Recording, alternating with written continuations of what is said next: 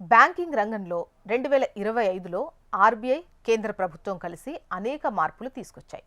2026లో కూడా బ్యాంకుల్లో కొత్త రూల్స్ రానున్నాయని చెప్పొచ్చు.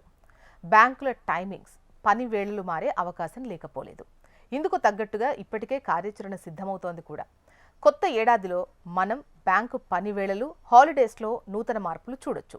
ప్రస్తుతం పబ్లిక్ హాలిడేస్ ఆదివారం, 2, 4 శనివారాల్లో బ్యాంకులన్నీ మూతపడుతున్న విషయం మనకు తెలిసిందే. అయితే సాఫ్ట్వేర్ రంగం తరహాలో బ్యాంకులు వారానికి 5 రోజులే పనిచేసేలా మార్పులు తీసుకురావాలని, దీనివల్ల ఉద్యోగులపై ఒత్తిడి తగ్గుతుందని బ్యాంకు యూనియన్ సంఘాలు ఎప్పటినుంచో డిమాండ్ చేస్తున్న విషయం మనకు తెలిసిందే కదా.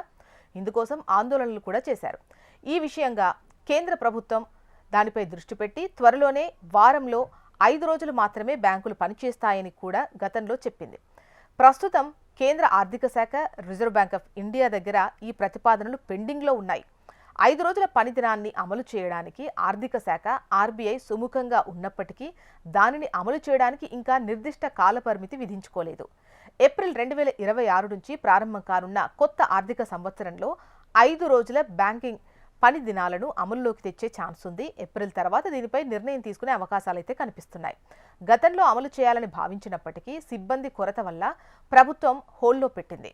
బ్యాంకు సంఘాలు ఈ ఏడాది మార్చిలో అందించిన డేటా ప్రకారం బ్యాంకుల్లో 96% సిబ్బంది భర్తీ అయింది.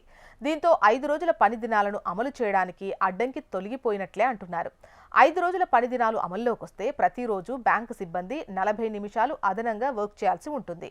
ఇదే జరిగితే బ్యాంకు పని వేళల్లో కూడా మార్పులు జరుగుతాయి.